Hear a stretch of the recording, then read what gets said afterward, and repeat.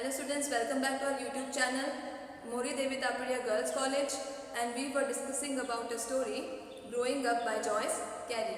Till now we have read that a man has returned from a business trip to his house and he is expecting love and affection of his daughters, but he doesn't get so, and he sees that his daughters are growing up very wildly. They have become wild, without manners, without etiquettes, and in the last video we saw that he was shocked to see his daughters attacking upon a pet. Okay, so we saw that he was stopping them to do so, but they were not listening to him. And now let's continue.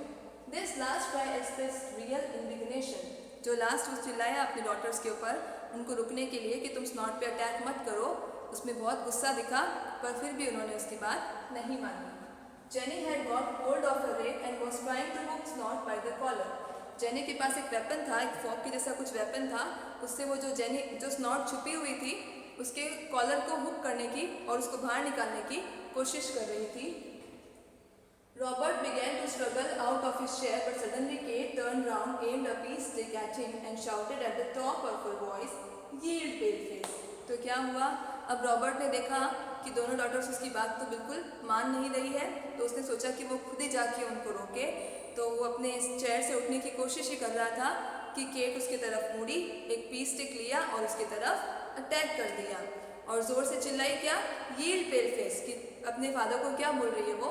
Pale face, रुक जाओ तुम.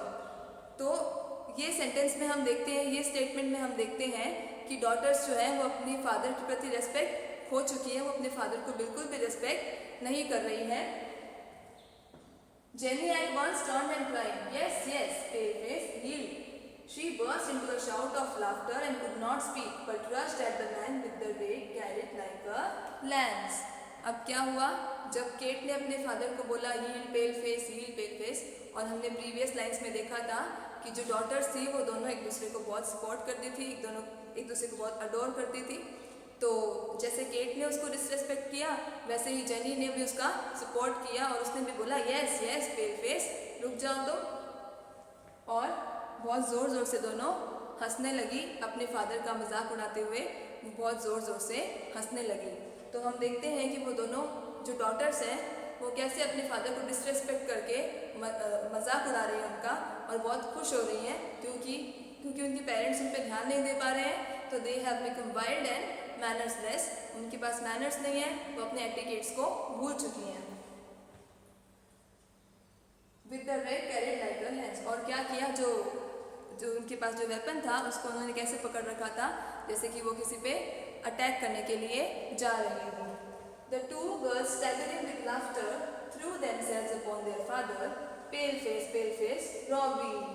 तो क्या हुआ? जो दो daughters थी वो अपने फादर की तरफ बढ़ती है हंसते हुए बहुत ज़ोर ज़ोर से. और जनरली हम जब बहुत ज़ोर ज़ोर से हंस रहे होते हैं और वॉक कर रहे होते हैं तो हम सीधी तरह से वॉक नहीं कर पाते हैं, थोड़ा डगमगा जाते हैं. उसी तरह से वो लोग भी डगमगाने लगी और हंसते हंसते अपने फादर की तरफ बढ़ने लगी, क्योंकि वो लोग ऐसे बढ़ रही थी जैसे कि अपने फादर को अटैक करेंगी. और क्या बोल रही थी अपने फादर को? Pale face Robbie. अभी रॉबर्ट उसका नाम है और उसको क्या बोल रही है वो लोग? पेल फेस और रॉबी. तो वो लोग बिल्कुल भी अपने फादर की रिस्पेक्ट नहीं कर रही हैं. They tore at the man and suddenly he was frightened. Kill him, scalp him. वो बोलती है कि पेल फेस रॉबी, उसको मार दो, उसको परेशान करो. वो लोग अपने फादर को परेशान करने के लिए डिटरमाइंड हो चुकी है और वो अटैक करती है अपने फादर पे, और उसका फादर जो है वो डर जाता है. It seemed to him that both the children, usually so gentle, so affectionate, had gone completely mad and vindictive. तो उसको ऐसा लग रहा था उन लोगों का बिहेवियर देख के कि जो उसकी बेटियां जिनसे वो पहले मिला था वो काफ़ी डेलिकेट थी, काफ़ी मैनर्स थे उनके अंदर, जो जेंटल थी, जो अफेक्शनेट थी, वो अब बिल्कुल पागल हो चुकी है. ऐसा लग रहा है कि वो कुछ बदला लेना चाहती है अपने पापा से. इस तरह से वो अटैक करी थी जैसे कि उनका फादर है वो उनका दुश्मन हो. इस तरह से वो लोग पागलपन कर रही थी. तो उसके फादर ने ऐसे सोचा कि मेरी बेटियां तो पागल हो चुकी हैं. They were hurting him and he did not know how to defend himself without hurting them, without breaking their skinny bones. तो क्या हुआ? वो लोग अपने फादर को हर्ट करने लगी, उसको चोट लगने लगी उनके ऐसे बिहेवियर से, लेकिन वो ये नहीं जानता था कि अब वो बचे कैसे. वो खुद को डिफेंड कैसे करे इस तरह से कि उसकी बेटियों को चोट नहीं आए। यहाँ ये लाइन्स में हम देखते हैं कि जो उनका फादर है वो इतना अफेक्शनेट अपनी डॉटर्स की तरफ कि जब वो आता है अपने घर पे, उसकी डॉटर से उसको कोई अफेक्शन नहीं मिला, अच्छी तरह से ग्रीटिंग्स भी नहीं मिली, और अब वो उस पर अटैक भी कर रही है, लेकिन फिर भी उसके मन में इतना लव और अफेक्शन है अपने डॉटर्स के लिए कि वो उनको हर्ट नहीं करना चाहता है। वो खुद हर्ट हो रहा है, लेकिन वो सोच रहा है कि अगर वो उनको हटाएगा वहाँ से तो उसकी डॉटर्स हर्ट हो जाएंगी, इसके लिए वो चुपचाप वो सब सहन कर रहा है और वो नहीं समझ पा रहा है कि वो कैसे बचे इनसे, क्योंकि and he did not know how to defend himself without hurting them, without breaking their skinny bones which seemed as fragile as a bird's legs.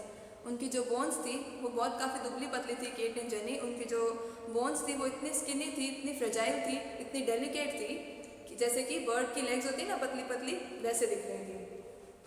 He dared not even push too hard against the thin ribs which seemed to bend under his hand. और जो उसकी ribs थी उनको भी वो push नहीं कर पा रहा था क्योंकि उनकी हड्डियाँ इतनी सॉफ्ट लग रही थी उसको कि वो मुड़ जाएंगी उसके थोड़े से पुश करने से, इसके लिए वो बच भी नहीं पा रहा था, उन लोगों से बच नहीं पा रहा था वो। Snort suddenly recovering confidence rushed barking from cover and seized this new victim by the sleeve, grunting and tugging.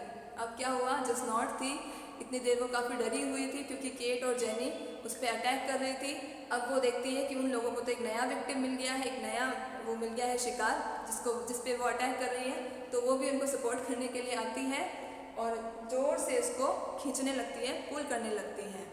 उसके बाद उनका जो फादर है वो और डर जाता है क्योंकि अब केट और जेनी के साथ जो स्नॉट है वो भी उस पर अटैक करने के लिए आ गई है। हाय, he shouted trying to catch at the bitch. अभी वो बहुत ज़ोर से चिल्लाया और बिच को पकड़ने की, जो स्नॉट है उसको पकड़ने की उसने कोशिश की। Collar of Kate, don't children, बोला केट प्लीज़ तुम स्नॉट को हटाओ यहाँ से और प्लीज़ तुम लोग ऐसा मत करो, मुझे चोट लग रही है। But they battered at him. Kate was jumping on his stomach. Jenny had seized him by the collar as if to strangle him. लेकिन वो लोग उस पर एकदम हमला ही कर चुकी थी और जो केट है वो उसके स्टमक पे बैठी थी, उसके पेट पे बैठी थी, और जो जेनी है वो उसका गला इस तरह से पकड़ रखी थी, वो जैसे कि वो अपने गला दबा ही देगी अपने फादर का और उसको मर्डर ही कर देगी। इस तरह से वो लोग अपने फादर पे वाइल्डली अटैक कर रहे थे और इतना उसको डरा दिया उन्होंने। Her face close to his own was that of a homicidal maniac. तो जो जेनी का फेस है, जो उसने गला पकड़ रखा था, तो जब उसका फेस उसके फादर के पास आया तो होमोसाइडल मैनिएक के जैसा फेस लग रहा था, मतलब जो मर्डरर होता है ना वैसा फेस लग रहा था उसको। ऐसा लग रहा था कि आज तो ये लोग मुझे मार ही देंगे। Her eyes were wide and glaring. उसकी जो आईज थी वो काफ़ी वाइड हो चुकी थी, एंगल भी था और वो लोग मस्ती भी कर रही थी और वो घूर रही थी अपने फादर को। Her lips were curled back to show all her teeth. मतलब वो जो डेविल वाली स्माइल नहीं होती, बहुत डरावनी सी स्माइल वो अपने फादर को दे रही थी। इतनी बड़ी स्माइल कर रही थी जैसे कि उसके पूरे दांत दिख जाए और अपने फादर को काफ़ी डरा रही थी वो लोग। Her lips were curled back to show all her teeth and he was really strangling. और वो सच्ची में अब उसको घुटन होने लग गई क्योंकि सच में वो अपने आप को बचा नहीं पा रहा था और काफ़ी देर हो गई थी उसको स्ट्रगल करते हुए। तो अब उसको ऐसा लगा कि आज तो वो मर ही जाएगा। He made a violent effort to throw the child off, but her hands were firmly twinned in his collar. अब उसने फाइनली एफर्ट किया अपने डॉटर्स को दूर करने का, लेकिन उसके हाथ बहुत टाइटली उसको पकड़े हुए थे तो अपने डॉटर्स को दूर नहीं कर पाया। He felt his ears sing. उसे ऐसा लगा कि उसके कान में गाना बज रहा है। जैसे हमको कभी लगती है तो हमारे कान में आवाज़ नहीं आती, वैसे उसको लग रहा था कि उसके कान में गाना बजने लग गया, आवाज़ आने लग गई है। Then suddenly the chair gave way. अब क्या हुआ, फाइनली चेयर गिर गई। All three fell with a crash. तीनों नीचे गिर गए चेयर के साथ। वो चेयर थोड़ी सी टूट गई और वो लोग नीचे गिर गए। Snort startled and perhaps pinched, gave a yelp and snapped at the man's face. वो स्नॉट जो है वो काफ़ी, जब वो लोग तीनों गिरे और स्नॉट भी थी उनके साथ, तो वो काफ़ी स्टार्टल्ड हो गई, काफ़ी शॉक्ड हो गई। शायद उसको थोड़ी सी चोट लग गई थी जिसकी वजह से उसने जो मिस्टर रॉबर्ट है उस पर अटैक कर दिया, उसको बाइट कर दिया उसने।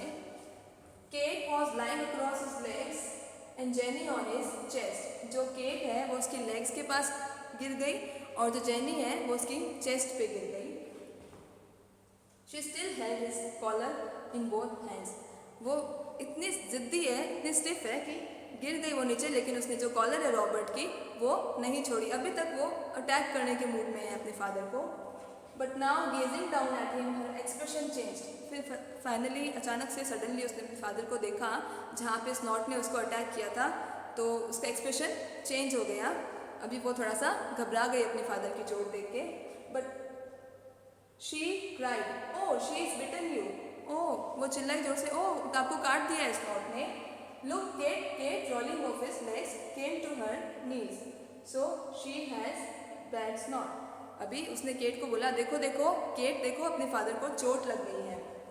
The girls were still painting plus struggling with the laughter. लेकिन अभी भी वो दोनों गर्ल्स हंस रही थी। जेनी थोड़ा सा सीरियस हो गई थी, लेकिन केट अभी भी हंस रही थी। But Jenny reproached her sister, it is not a joke, it might be poison. लेकिन जो जेनी है उसने अपनी बहन को डांटा कि तुम हंसो मत, ये मजाक नहीं है, स्नॉट ने अपने फादर को अटैक कर दिया है, वो उसको पॉइजनिंग हो सकता है, पॉइजन हो सकता है। तो थोड़ा सा वो घबरा गई, लेकिन केट इतनी ज़्यादा मैनर्सलेस है कि अभी भी उसको हंसी आ रही है। अपने फादर की चोट देखने के बाद भी वो चुप नहीं हुई है, अभी भी वो हंसे जा रही है।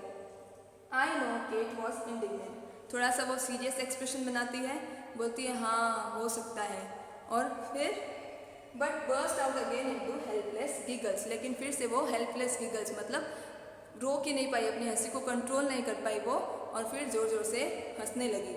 तो आज हमने स्टोरी में देखा कि कैसे दोनों गर्ल्स वाइल्ड हो गई है, और कल वो स्नॉट पे अटैक कर रही थी और आज उन्होंने अपने फादर पे अटैक कर दिया है। तो आगे की स्टोरी हम कल देखेंगे, कल पढ़ेंगे। तब तक के लिए आप ये स्टोरी अच्छे से रीड करेंगे, और कुछ नहीं समझ में आया तो आप मुझे कांटेक्ट करेंगे। ओके, तब तक के लिए thank you, bye bye, take care.